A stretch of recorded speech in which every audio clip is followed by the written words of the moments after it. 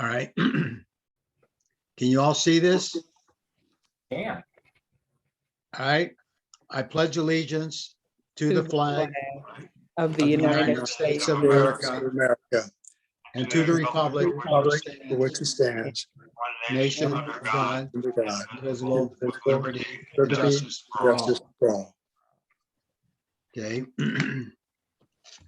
I'm going to read a prayer that someone sent to me, and it's really for volunteers. And it's dedicated hearts like yours are not so easy to find. It takes a special person to be so generous and kind. To care so much for your fellow man is a quality all too rare. Yet you give of your time and talents for all in need to share. So thank you for being a volunteer. We're privileged to work with you. We want you to know how appreciated you are, not just today, but the whole year through. And the prayer follows. We thank thee, Lord, as volunteers for the chance to serve another year and to give ourselves in some small way to those not blessed as we each day. Our thanks for health and mind and soul to aid us ever toward our goal. For eyes to see the good in all, a hand to extend before a fall, for legs to go where the need is great, learning to love, forgetting to hate, for ears to hear and heart to care when someone's cross is hard to bear, a smile to show our affection true, with energy aplenty, the task to do. And all we ask, dear Lord, if we may, is to serve you better day by day. Thank you so much. That is beautiful. We need to hear that every day. All right. It's going to be in the next minutes. I sent it to Kathy. Thank you. Kathy, you there? She's Oh, here. there she is. I Okay. am here. All right. I'm going to share again. Okay. So I'd like to welcome everyone for taking time to attend our meeting, our monthly meeting. And I'd like to start with some introductions of who everyone is and what club you represent. And I'd like to thank our speakers for being here today also. So let's start with Tony. We'll start with Yes. you. Okay. I am Tony Massoud, and I'm a member of the President's Club, a past president and currently a vice president. And I'm the governor-elect for the Civitan Club for the Cardinal District, which encompasses Ohio and West Virginia. I'm also past president of the Civitan Club. I'm a member of the Dayton Arab American Forum. I'm secretary. I'm also a member of the Miami Valley Military Affairs Association. Thank you. Next person. I don't know who I'm seeing here. Let's see. Let's see, Sean Mccauley. I'm Sean Mccauley. I'm an elder law attorney, and I'm also a estate planning attorney. I have an office here in Kettering. I grew up here in Dayton, sort of. My dad was in the Air Force, and he was transferred over here. And I'm hearing some feedback. Are you guys? Yeah, hearing somebody that as has, well? is there somebody with a microphone? If everybody turns their mute on, then we won't get the feedback. Okay. Okay, I thought it might be me. So there might be some feedback or going on. It might be you. Do you have two items on? I don't John? have two items on, I don't believe. Like a cell phone and a, No, I don't have a cell phone on. He's clear to me. Okay, I'm hearing it clear now. Well, was hearing it clear. Yeah, I've been practicing elder law and estate planning for the last 10 years. And my practice focuses around seniors, and I want to help seniors. So I will probably leave it at that, okay? Okay, all right, thank you. Thank you. And then Shannon, Hi, everybody. Shannon Crabtree. I'm a director with Montgomery County Juvenile Court, and I'm here today representing I'm the president of the Montgomery County Sheriff's Office Police Athletic and Activities League. okay, welcome. And Dr. Fletcher, you're on mute. And we have the bios for each of our speakers too. Okay, Okay, now, can you hear me now? yes. Good. My name is Dr. Ronald Fletcher. I'm a medical oncologist, but I've also been the director of the Ohio Department of Health. Right now, I'm working to help educate about COVID, but I'm also doing research in other areas. And it's a pleasure to speak with this group. I've spoken with you before and always happy to be part of it. Thank you. And John McManus, Hello, everybody.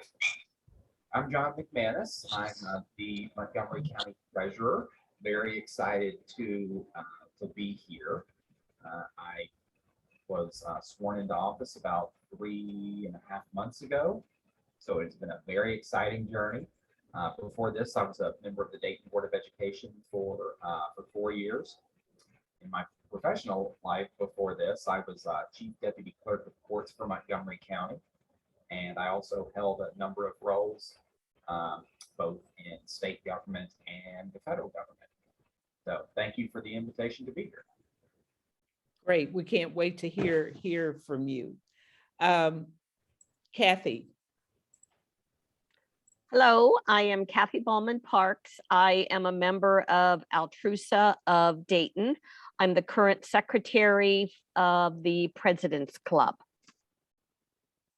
thank you. And Gary. Gary, Hi, I'm Gary Hanson, and I'm the president of the Centerville Noon Optimist Club. Good to be great. here. Thank you, thank you. And John, it's John who we can't. John, can you talk now? We don't know who John is. There he is. John?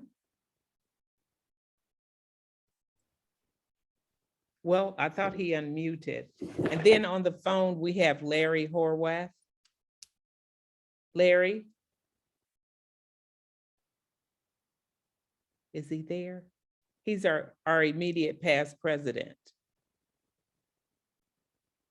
He might be there, but we're gonna go on. So does anyone have any announcements, club announcements? I'm sorry, Larry was talking and I had him on mute. Go ahead, Oh, Larry. okay. Go ahead. Go ahead. Yes. Okay. I'm Larry Horowitz, and I'm past president of the President's Club and currently the scholarship chairman for the President's College. I represent the Riverdale Optimist Club, and I'm a past president of the Riverdale Optimist Club. I'm also past president of the Boy Scouts of America for Ohio and West Virginia, and I was a member of the local executive board for 35 years before I retired. And I'm retired from the Dayton Stencil Works Company, where I worked for 60 years. Thank you. Thank you, Larry. That's enough. Wait, yeah. Are we gonna talk about what events are going to be happening, or is that later? Yeah, in just a few minutes. I Okay. forgot to introduce myself. I'm Veronica Bedell Nevels, and I'm current president of the President's Club of Dayton. And I'm a member of Twin Tig Incorporated, and I used to be president of Twin Tig. And I'm a real estate broker. I have my own company, Priority Plus Realty. That's my day job. And so I'd like to welcome everybody and thank you for that. Now we're going to talk about events. So Tony, did you have an event you wanted to discuss, an announcement? The only, I don't. It's in the newsletter. Everything that we do is in the newsletter. Mhm. I know that there's one coming up very shortly. And Larry, you want to mention the Super Bowl event? Yes, the Riverdale Optimist Club has a Super Bowl party and fundraiser on every Super Bowl day every year. And we have a board of 100 squares, which we sell for $100 a square, or you can buy a half a square for $50. And the way it works is if the score lands on your square, you get $100. And at the end of each quarter, at the end of the game, you get several $100. And it's held at Harrigan's Bar and Grill in Kettering on Marshall Road. And the price includes free food and free beer and free soda pop, but not mixed drinks. So come and join us and have a great time. Thank you. And it's on Super Bowl Sunday, of course, during the game. The money they raise, they use in the community for, what do you use the money for? The money is used mostly to help young people and children do whatever they need to do. Okay. Okay, anybody else? Shannon, does Pell have anything coming up? We don't right now, due to COVID. Our first club outing probably will be our Easter egg hunt, and that's here in Jefferson Township. And I'll probably know by our next meeting next month, so I can email everybody. Okay, good. And if you all send me a copy of your events in PDF or Word, we'll make sure it gets in the newsletter.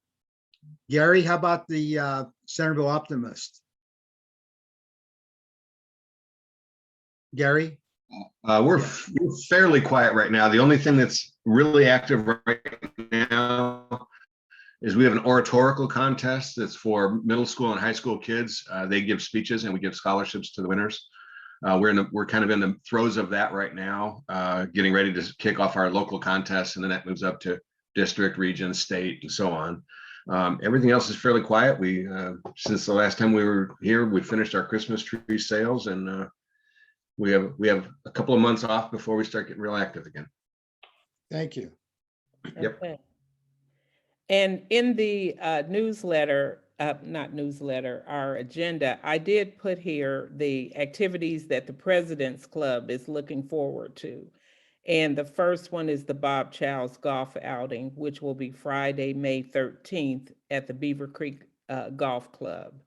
So we're looking for sponsors to participate, and we're looking for golf teams to participate.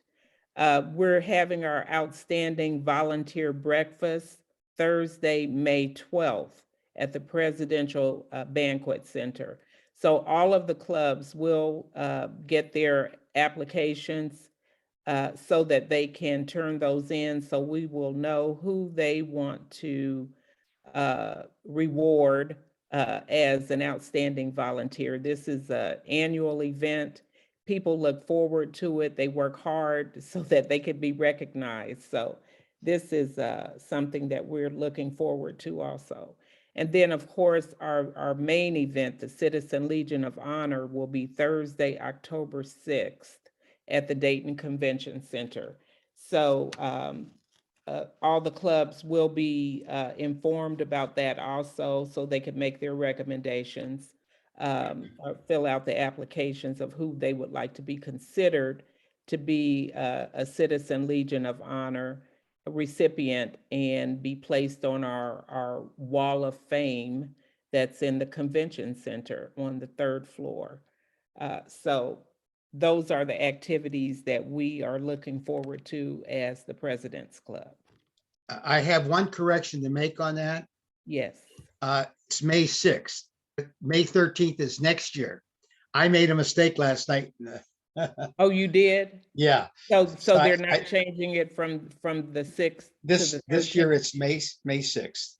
Okay, year so it's it's May going to be 17th. May 6th. Okay, Yes, for the golf outing. right. Okay. Very good. John, did you have anything to say? I see you have your mute off.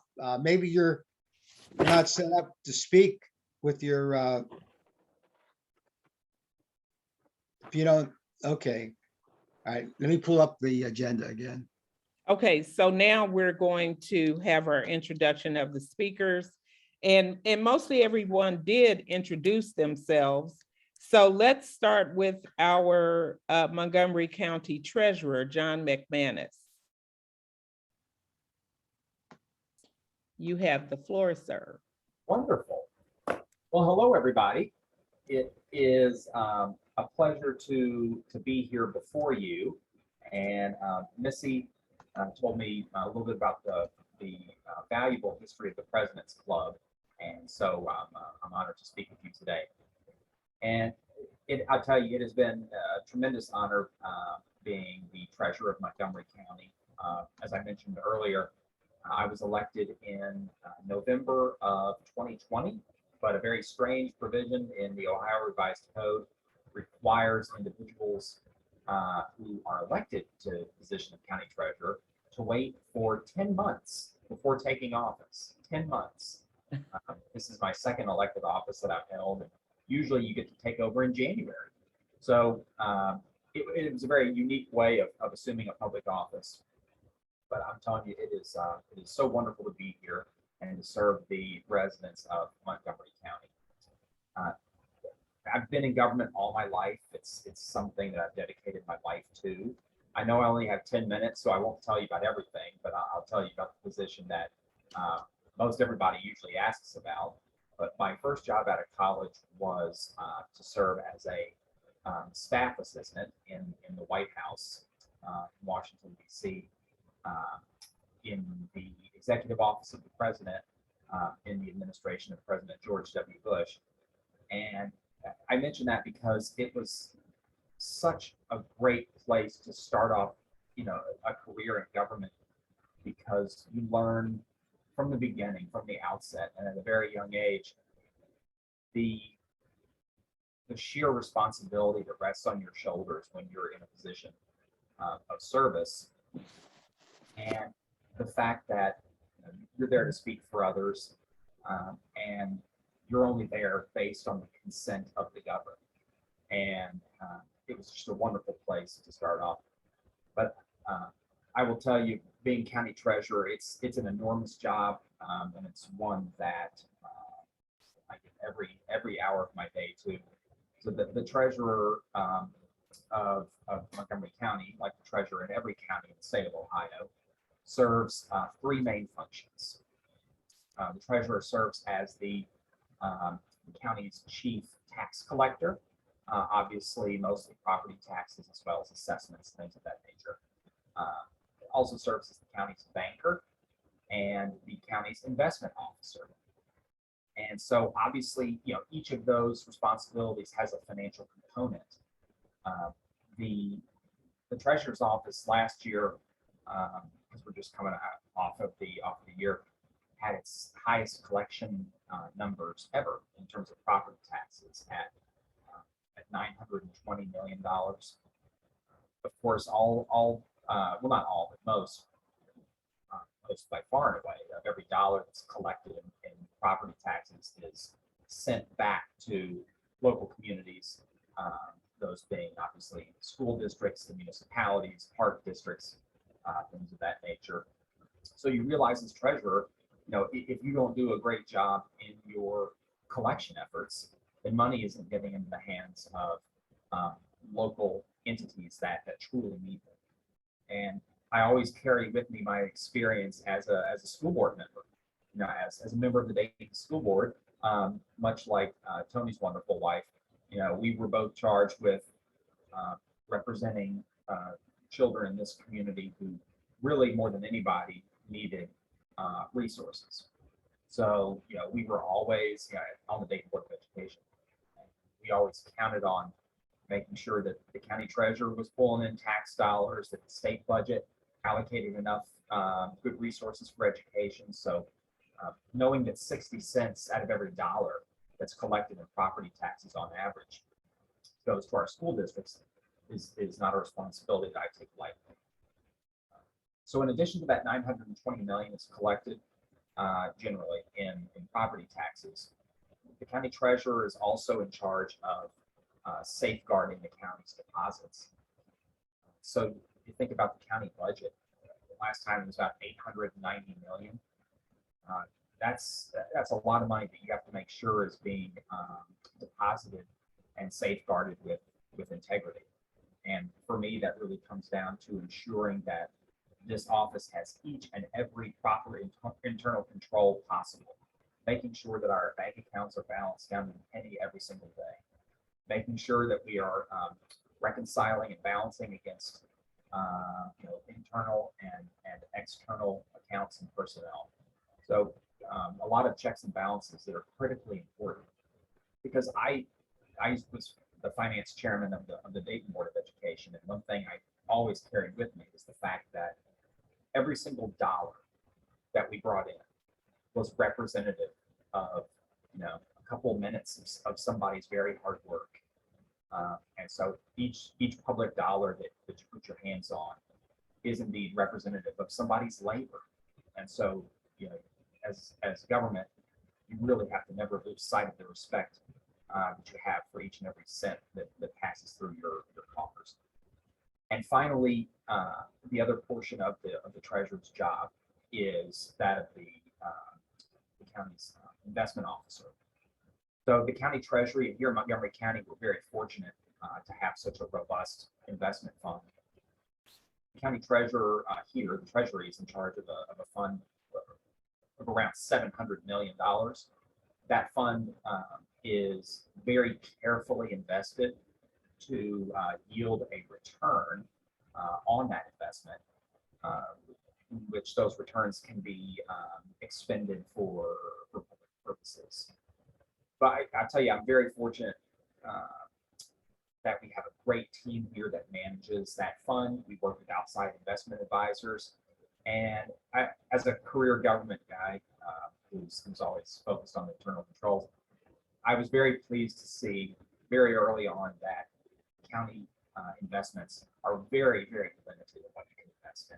So obviously, public agencies, treasuries, commercial paper, you don't have any treasurers going out there. It would be illegal for them to invest in penny stocks and day trading and things of that nature. So investments are very, very highly regulated for that purpose. And I'm probably close to time, but I want to tell you about some things we've been doing. Obviously I've been in here for 3 months. One of the first things I said I really wanted to do is to focus on delinquent collections. We all know that taxes are pretty high here in Montgomery County, and a lot of people make sacrifices in order to pay those property taxes regularly. When I came into office, there was an excess of $200 million in delinquent taxes in Montgomery County. We have one of the highest per capita rates in the state for delinquent taxation. And that just didn't sit right with me. And I said, we need to be as aggressive as possible in collecting this money fast, because that's money that goes back to the schools by and large. And so we're just coming off of a very successful delinquent tax collection.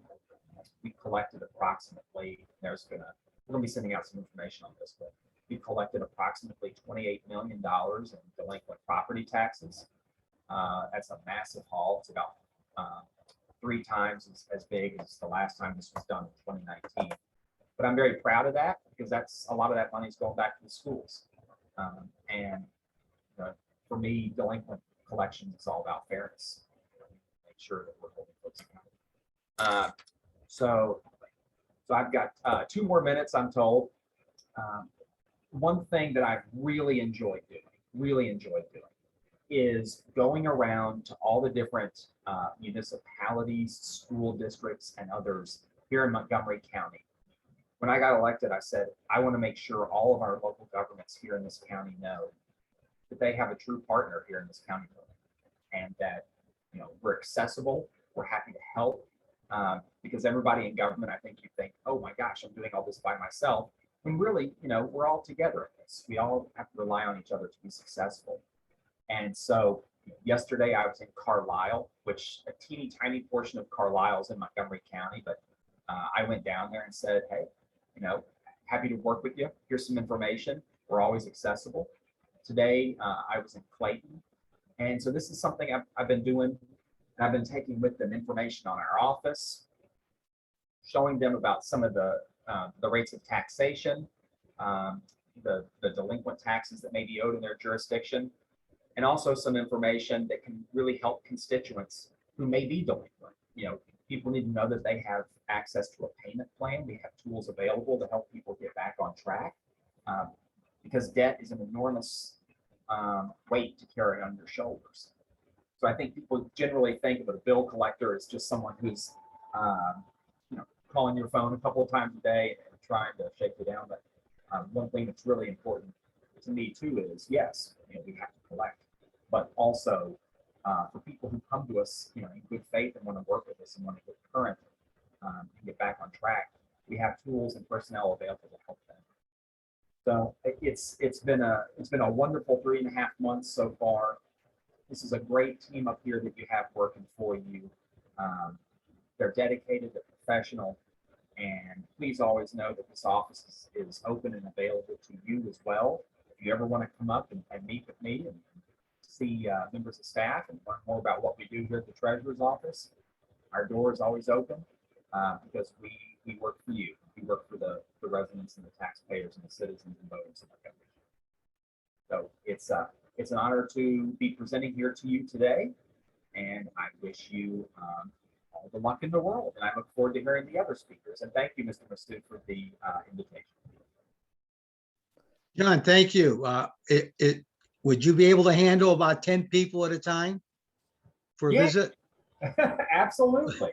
We might want to schedule a club That's to right. do that. No, but it'd be a lot of fun. We have a big conference room, and we'll fire Okay. up the coffee pot. Would you provide lunch too? Oh, Or should we always bring our knock own? on the door. What's all this? Hey, thank you. Very good. I didn't understand how, you know, much money was delinquent. That's amazing that you were able to collect that much. We just made a big dent in it in the first 3 months. So we got 4 years to go. We're gonna Wow. And we usually ask questions afterwards, Sure. but I don't know if you're going to be on the whole time. I will be on until this phone rings. Okay. The phone call. So I just wanted to know, is there a moratorium on selling delinquent tax houses right now? I know that they do bulk sales. You're probably referencing liens. Yeah. The treasurer's office, no. In fact, we just got done with a lien sale, and that lien sale was part of the delinquent collection efforts. So to go to, just in case Veronica and those other folks aren't familiar with what you're referencing, county treasurers have in only Ohio's big counties, of which we are one, have the authority to sell delinquent tax debt to third-party lien holders. That is used as a way to collect 100% of that debt quickly, so we can get it out to school districts and others. So we just completed that. We sent out about 20,000 letters to folks saying, you know, hey, I know you don't like to hear this, but you're delinquent and you're eligible for a tax lien to be sold on the parcel. When that happens, the homeowner, then their home is not sold. The homeowner then just has to get current with that third-party lien holder. Here's one thing we did to reform the process, and I am very proud of this. Since about 2011, this office has contracted with these outside lien holders And the lien holders were able to charge about 18% interest on top of the debt. I work at the prosecutor's office to redo the lien holder contracts, in which we reformed the process. So if multiple lien holders were interested in the same parcel, they would have to bid down the interest rate, which saves the taxpayer money. We bid it all the way down to 0%, from 18. That is a huge change, and it's going to save a lot of people, especially poor folks, money that they've obviously had to pay out in years past. Now, obviously, there's still what's called a 6% penalty that they'll have to pay, but that's a huge amount of savings that goes towards folks who are already dealing with. So it's a tough line. You obviously you have to be the bill collector. You're charged by law with collecting these taxes. But on the other hand, you do have some chance to do some good and to give people some breathing room. So it's a very fine balance. But no, there is not a moratorium. I think nationally you saw that. You saw a lot of pauses on evictions. You saw a lot of pauses on foreclosures. You saw a lot of pauses on student loans. But everybody's kind of coming out of that. And I think folks are getting back to the ordinary course of business. I know my old post in the courthouse, I ask them how things are going all the time. The courts are opening back up. You're starting to get jurors in there again. So things are coming back to life in that regard in terms of collections. But no, that collection effort is Okay. Thank you very much. Absolutely. I have tons of questions I could ask you, but I'll invite you to maybe a realtors meeting or something, and we can get into those I'll weeds. be there. I'll tell you all about the collections. Okay. Okay. So now we'll have Sean Mccauley speak with us. Sean. Sure. I have a PowerPoint here. Is there any way I can share my screen? Is there a way Tony, that, you're on mute. let me pull this up here and Tony, you're on mute. Are we on mute? Can you guys see my screen, or is it? Yeah, go ahead. And I set you up for sharing, John. Go ahead. Okay, great. John, yeah. Let me see if I can pull this down. All right. So this is a presentation on long-term care. Before we begin, I talked about myself a little bit here. I'm an elder law attorney and I'm a estate planning attorney. And I'll just go on what the difference between those two are. When you're an estate planning attorney, you're actually planning for what happens to somebody's assets or stuff after they die. An elder law attorney is just trying to get you to that point. We're looking at long-term care and doing long-term care planning. And I have some other things in my bio you can read real quickly if you like, but I think for time's sake, I'm going to move on here a little bit. The real reason for we can't see it. You can't see my presentation? No. No. Okay. I thought it was being shown. All right, let me see. You cannot start screen sharing while the other participant is sharing. I went off my sharing. Okay. Try it again. Or share screen. Boom. Let me see what the problem is. There you go. There you Okay. go. Do you see that now? Yeah. Okay. When we're looking at long-term care, and the reason that it's such a issue in society is that we have 70% of people turning age 65 who will need some type of care in their lifetimes. And if we drill down further, we have 48% of people turning 65 who will need some type of paid long-term care in their lifetime. And beyond that, we have 24% of people who are turning 65 who will require some type of paid long-term care for more than 2 years. And if we go look at that, is that the main issue with that is that everything is expensive. And I used to name a nursing home, but I stopped doing that because I'm always afraid that somebody's in the audience has a friend at that nursing home or an administrator of that nursing home and says, you just talked really bad about my nursing home. So But reportedly from a financial advisor friend of mine, there is a nursing home that costs $12,000 per month. In my experience, most nursing homes are costing between $7,000 and $10,000 per month. And you can see that at that expense, it could wipe out a senior's estate really quickly. So what can we do about it? Well, the first thing is we got to know what doesn't pay for long-term care, and that is Medicare.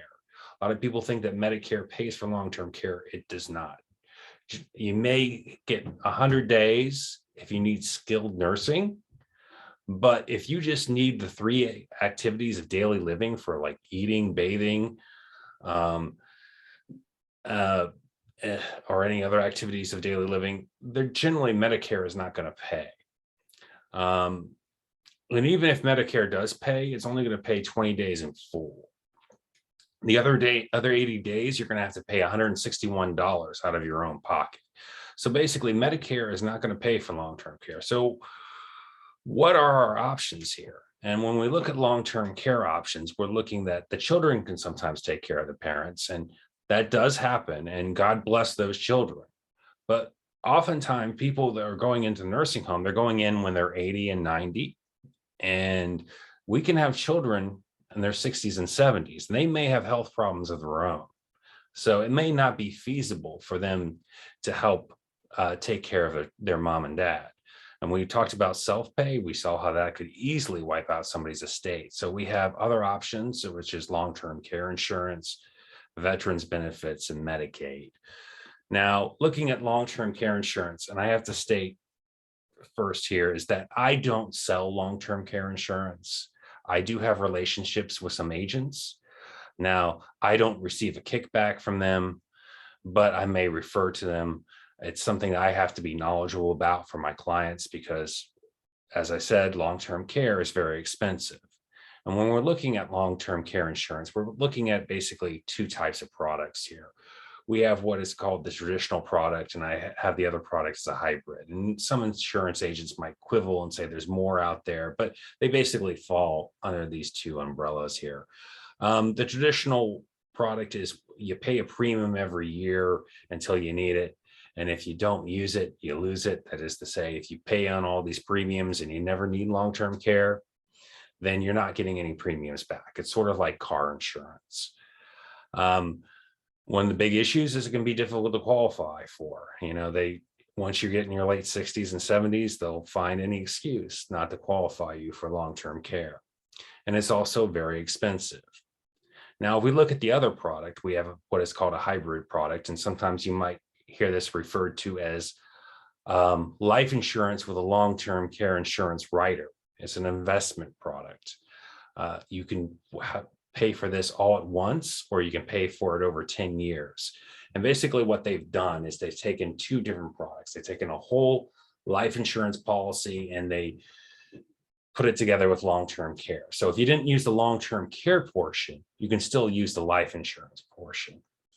Therefore, if you, for some reason, you didn't use the long-term care portion, you still get the life insurance, so you don't lose it.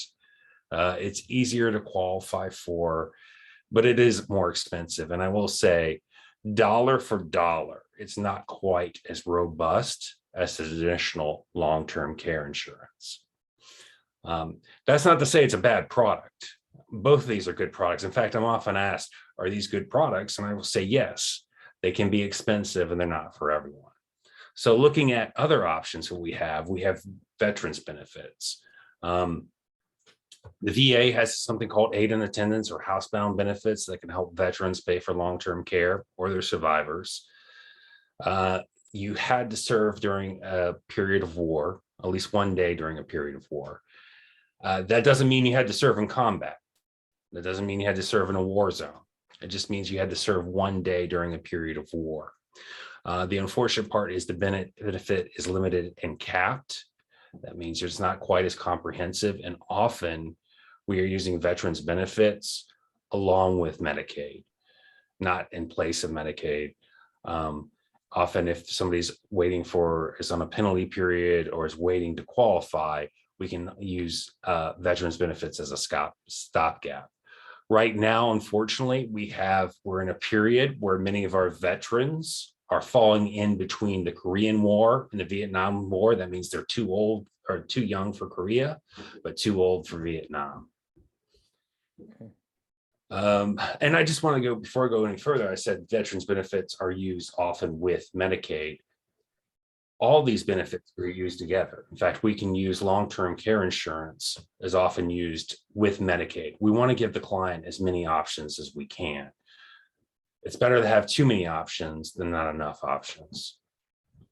So looking at the next program, Medicaid, and that is the program that assists seniors with paying long-term care. It's a little bit more comprehensive.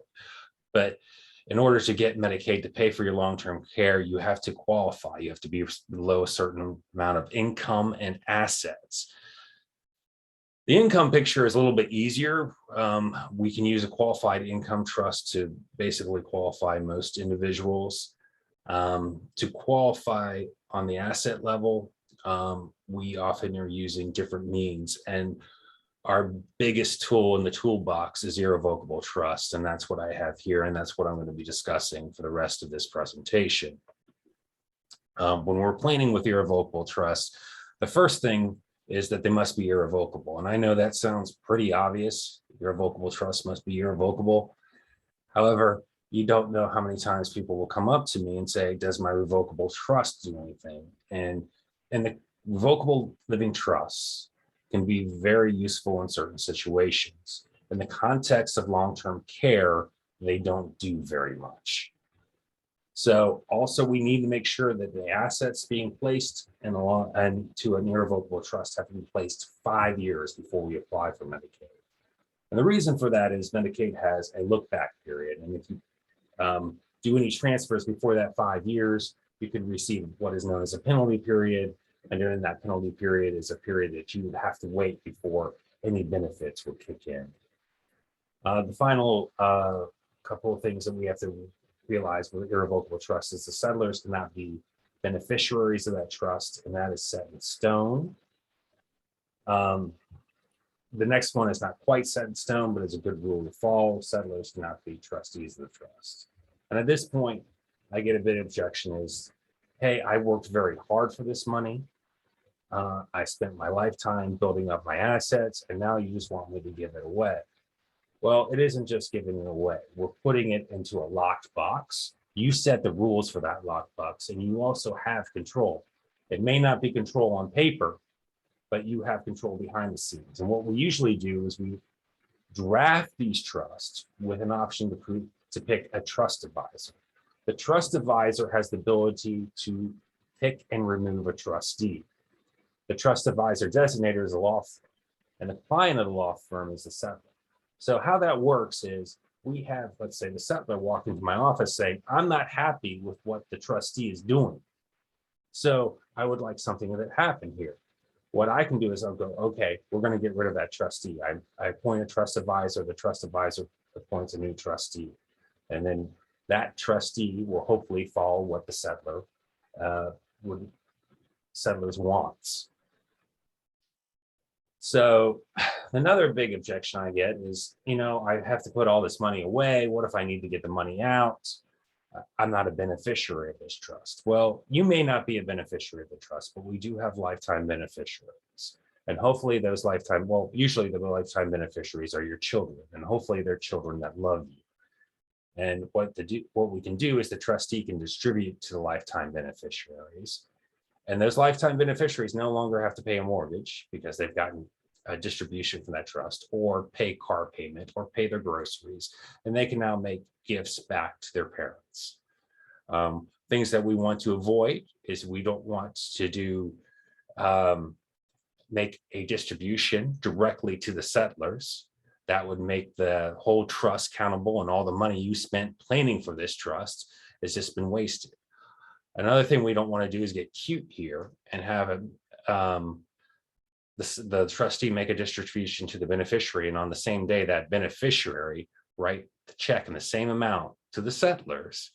And because Medicaid could come back and say, look, this is a sham trust. Really, we have these people as beneficiaries, but the real beneficiaries of this trust are just the settlers. So those are things that we were looking to avoid. the other big question I get is what happens if I've put money into an irrevocable trust and I was supposed to do it 5 years beforehand. What if I don't make it through those 5 years? Well, that really depends on the timing. If it happens during month 58, we can usually use the lifetime beneficiaries to pay for the care for 2 months. Now, if it happens in month 2, that might not be feasible for the lifetime beneficiaries to pay for care for 58 months. And then at that point, we may want to use legal mechanisms to terminate that trust, have that money returned or have the money go to the beneficiaries, and the beneficiaries then return it to the settlers. How am I doing on time? Because You're over about 3 minutes. I'm over by 3 minutes, then I'm going to skip the part about the home for here. And I will just go here and just tell everybody, thank you for letting me speak. If you ever need me to talk about any senior issues, I'm more than willing to talk with anybody and more than willing to help to give any type of presentation to your clubs if necessary. Thank you. Thank you. Is there any questions? I know Veronica's saying a question there, but I can't hear her because she's muted. I'm sorry. That's okay. I was saying thank you very much. That's a lot of great information. And I know there's a lot more information that we need to hear. So we will try to get a larger forum and maybe get you back to talk to more people I would love it. time. And again, we will recommend you to our clubs. Absolutely. I think Kathy has a question. Well, more of a comment, though I didn't deal with Sean, exactly what you explained, having gone to another estate planning attorney, was what we did for my parents. They had a fair amount of assets. Their feelings were that, they wanted them, they were of the age in that generation that they wanted this to be an inheritance to their children. And under the guidance, as you had talked about, just, with the irrevocable trust, and using the 5-year look back, and plus then they had nursing home insurance, they were able to meet what they wanted to do with what the money they worked hard for. So you just, not that you weren't, but if you were, the advice that you were giving was extremely helpful with me and my parents, and maneuvering through their end of life and nursing home placements, and how to deal with Medicare and Medicaid and veterans benefits and all of that. So I would encourage anyone who's looking at that in the future for their parents or themselves, so that they can help sort things out for their children. It's a wonderful service that you offer. Thank you, Kathy, that's wonderful testimony. Thank you. Thank you. Okay, now, Dr. Fletcher, we are excited to hear from you and get some guidance. Well, thank you. I appreciate speaking to this group, as well as in past when I've spoken to some of the organizations you represent. I'll just kind of go over some topics that are timely and some areas of research that I've been pursuing, all of which I can explain in more detail in a presentation to any of the groups as you wish. So with regard to my history, I'm a medical oncologist, so I'm a cancer specialist, and I've been involved with research. And when I first started doing research, I was working with chemotherapy, and chemotherapy at a time in which we were just starting to have the ability to actually cure certain types of cancer, not remission, not suppression, but to actually cure. And so at that time, I was working with a group out of Indiana University and Vanderbilt University, and we helped develop a regimen to treat non-seminomatous testicular cancer. And that is a very aggressive disease, which has been the #1 killer of young men between the ages of 15 and 25. But we came up with a therapeutic regimen that cured over 95% of all of those individuals. And so we kept on trying to push that envelope to find other diseases and other regimens that we could cure people with. And now we have so many different options, not only chemotherapy, radiation therapy, surgery, we have immunotherapy as well, and a number of other new, very promising activities. So the whole world of future treatments to cancer is beginning to blossom. Now, when I was working with research, looking specifically at regimens, I noticed that patients were having a very difficult time with the aggressiveness of the therapy. Unfortunately, in order to cure these diseases, we had to use very aggressive therapies. And these patients were having difficulties with nutrition, with nausea, with depression, so many things. And so I developed a great interest in supportive care, certainly to give them medicines, but also to make sure that these individuals were able to tolerate the medicines without having too serious difficulties. And we came up with regimens to help with that. And so I continue to work with these supportive care activities. I was also became very interested in how healthcare was distributed in this country. There are three types of methods of dealing with disease. One is called health promotion, and that is doing all the things that you can do to keep yourself healthy. The second one is prevention, and that's not doing the things such as not smoking that can make you ill. And the third is intervention, which is you have a disease, and so we find a way of trying to control or treat that disease. In this country, intervention is almost 90% of what everyone does, which is the most expensive type of medical care, but also it is the least effective because you already have a disease and it's not going to go away in most instances. If you have high blood pressure, you're going to have high blood pressure forever. If you have diabetes, you're going to have diabetes forever. If you have heart disease, you're going to have heart disease forever. So wouldn't it be better to start and be proactive and try to find ways to prevent these from happening in the first place, or at least postponing it for as long as possible? As I started looking into prevention, I was noticed by the governor and some of the other people in the Ohio Department of Health, and they started asking me to make lectures. And I eventually was brought on to be the co-chair of the Minority Health Task Force.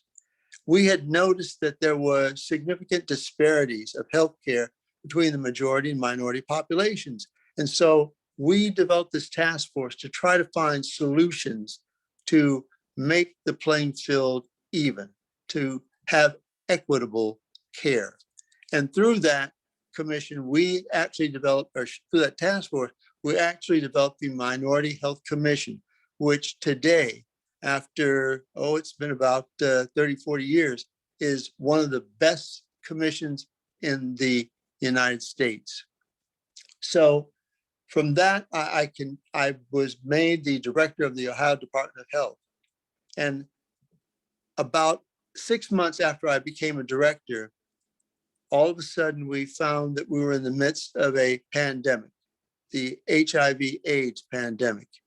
And I had to deal with that crisis. And it was a significant crisis, but we were able to employ unique methods in order to stave that difficulty. And so what happened was, and I tried to use a lot of controversy and a lot of things that would highlight this problem, a lot of things that would wake people up from their complacency in which they were not doing the things that could save their lives, to make sure that we were not stigmatizing a specific population of individuals and therefore saying, well, because they don't live the way I want them to live, they should die.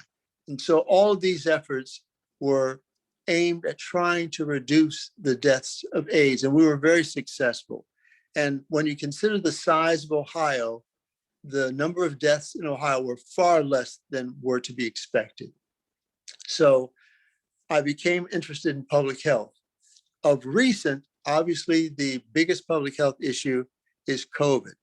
And so I've given several lectures about COVID and tried to focus in on the aspects that people need to know. such as, okay, we've got vaccines. So how do vaccines work and what type of vaccines are there? And is one vaccine better than the other? To try to illustrate that information, to as well talk about the potential for these mutations, these variants. So we see that we've had all of these variants. Now we're working on Omicron. And in fact, I can share with you that there is a subvariant of Omicron called Omicron. Well, they call it stealth Omicron. And the reason why they call it stealth Omicron is because it has a mutation that makes it more difficult for the testing to detect it. So that is going to raise a number of other difficulties. Not to mention the fact that as long as there are areas of the world, and there's so many areas of the world in which vaccination is unavailable or significantly diminished, there will be additional variants that crop up. And my concern is, as each variant crops up, the potential is that the variants will get to a point in which they are more lethal and more resistant to any of our therapies. As part of that, I try to do lectures that talk about how we can best protect ourselves from pandemics, because this is pretty much just a dress rehearsal. There are far worse things out there that are about to blossom. Now, my previous experience suggested that the pandemic, the next pandemic, should have been not COVID, but should have been a disease that's associated with birds. And so I was quite surprised when I learned of this new pandemic that was associated with bats. But my suspicion is that we have bats instead of birds because people were doing the type of research that it's called gain of function that actually enabled this virus to transmit from bats to humans. The biggest concern I have is bird flu. And we've probably heard about bird flu, the HNs, and the most recent one is called H5N1. And unfortunately, we're noticing in a lot of areas that there are tens of thousands of birds that are carrying that particular virus.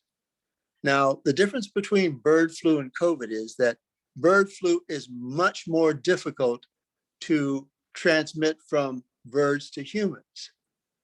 But bird flu is also significantly more lethal. COVID causes about 15% mortality. Bird flu causes 50% mortality. And I fear that just as there were laboratories that were looking at bats and doing gain of function studies that led to this pandemic, I fear that there are individuals and labs that are looking at bird flu, doing gain of function studies that could wind up causing this, which would be a horrendous circumstance. So I try to discuss how to protect yourself, how to be pre-armed and forewarned about the next possible pandemic. And unfortunately, it's not a matter of if it's going to occur, it's a matter of when it's going to occur. Another area of interest that I've been involved in is trying to find out the link between aging and disease. We can take a look at charts. Let's take an issue, let's say heart disease. We can see that as one gets older, the amount of heart disease increases. With regard to diabetes, as one gets older, the amount of diabetes increases. Cancer, the older you get, the greater the chances of having cancer. So our approach has been, well, let's focus on curing the cancer. But my thought is that's only half of the equation. If all of these diseases are associated with increasing age, why don't we take a look at what we can do to actually cure aging? And so I've been involved in research that has looked at that, as well as a number of other individuals. And it's amazing what we have found out. There are certain medicines that are available now that have shown great promise in helping individuals stay healthy longer by diminishing the impact of diminishing the impact of age. We just found out that an eye doctor using a certain algorithm and a certain computer program can take a look in your eye and see what your true biologic age is compared to your chronologic age. So a number of these breakthroughs are happening, and I'm trying to spread that information to the world. As a matter of fact, I'm going to be doing a lecture for one of the programs at University of Dayton on Can We Cure Age? And finally, I'd like to talk about my interest with regard to pharmaceutical research. I'm currently the chief medical officer for a startup pharmaceutical company called Durga. And Durga has taken a look at an area of women's health. And unfortunately, the pharmaceutical industry has woefully ignored women's health issues. And we found out that at a certain age, women have a number of difficulties with something called atrophic vaginitis. And this is a dryness and irritation of the vaginal region, so that sexual intercourse is far more difficult. It causes more infections, it causes bleeding, it causes a number of difficulties. But no one has come up with a effective therapy. Well, Durga has come up with an effective therapy. And so we are in the process of presenting this to the FDA. But we're also looking at other types of research. And I certainly can also give you updates with regard to women's health issues. I've also dealt with pain and pain management and the new things so that we don't have to use morphine anymore, as well as multiple sclerosis and the breakthroughs that we have come up with for multiple sclerosis. So those are areas of interest. And certainly if any of you or your organizations have any interest in learning more about this, I would be most happy to present that information to you. So thank you. Wow, that was awesome information. Can I get some reduction in age? I'll tell you what, Tony, like I said, there are some drugs. And again, I always say, talk to your physician before, but for people that have diabetes and are on a medication called metformin, that drug has shown to help to prevent the impact of aging. And they're actually doing large studies to make sure that that information is on task. Oh, I want to talk to you because I always thought that was a horrible medicine, but no, okay. No. But and I really want to thank you. We're over 4 Medications minutes. that are coming out for Alzheimer's on the market, or anything that is working for Alzheimer's, because I've seen the devastation that disease has had on a lot of my clients. Yes, I actually did research on Alzheimer's medications. We actually had a promising medication that worked very well on an animal model, but when transmitted to humans, it just didn't work. And at this point, there is a medication that has been approved to treat Alzheimer's, but quite frankly, the data to support it, I'm shocked that it was approved by the FDA, because its efficacy seems very questionable to me. So we're still continuing to do a lot of research on this, but we haven't gotten there yet. Okay. And I have a question. Bats are not birds? Are you saying No. bats are not birds? No, bats are not birds. Okay, now, and then when you say the gainer function studies? Oh, yes, gain of function. Oh, gain of function studies. Gain of function research is a research in which you look at a virus and you try to find out what that virus will do. So let's take the instance of COVID. The people at Wuhan, and I know that the people in China have said it didn't happen, but I have contacts in China and India who know exactly how it happened. So the people at Wuhan were doing studies on bat viruses, and they wanted to find out what would happen that would cause it to migrate to humans. And so they started doing that research. And the information that I had was they wanted to go from bats to some other type of mammal as an intermediary and then see what would happen to get it to humans. And they use something called a pangolin. And a pangolin is the only mammal that has scales. Now, because of that, in the Orient, pangolin meat, pangolin scales are considered magical. They are a theory. And so what happened at Wuhan is the fact that they used these pangolins, but they had poorly trained and poorly paid lower working individuals. These individuals would not necessarily get rid of the pangolins. They would essentially sell the pangolins to the wet market. And guess where COVID started? In the wet, At the wet market in Wuhan. that's what they said. Yeah, and so I'm concerned that things are going on because we're seeing so much involvement of birds, and mainly we're seeing it in cranes at this time, but it's easily transmittable to chickens. And if chickens become an intermediary for humans, we are going to be in very, very bad trouble. Ooh, interesting. That is astonishing to hear. Yes. And it's just such important information when you talk about prevention. It's something that we all need to know and try to prevent from happening. But Yes. anyway, I'm with you as far as trying to get the word out about different things. And I really appreciate everyone who participated today. We do have a couple of other people who did join us today and were able to listen in. And I'm thankful that you all did participate today. And it is 1:09 and we are supposed to end at 1 o'clock. It was very informative. And I hope that the people who did participate today will join us again. And I hope everyone has a great week. Tony, do you have anything closing remarks? Yes, I will put together the video on, probably download it and upload it to YouTube. And then I'll share it with everyone and put it on our website. Thank you so much. I was very impressed with the three speakers today.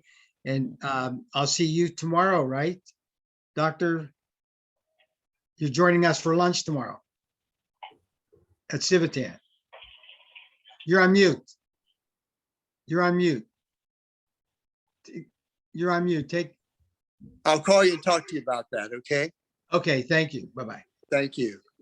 Okay, anyone else have anything they'd like to say before we close out? I'll just say thank you. Thank you for having me, and I was glad to give my presentation today. Thank you. Thank you. It was really informative, and we really need to delve into that some more. Absolutely. Okay, estate planning and whatnot. Okay, anyone Thank else? you. I see we have some twin Tiggers on. Vernice Jackson and Barbara Hudson Banner joined us. Thank you. All right, everyone have a great week. Thank you. Thank you. All right. Good Bye-bye. night. Good afternoon. All right, thank you. Thank you. Larry is on the phone here. Bye-bye. Yeah.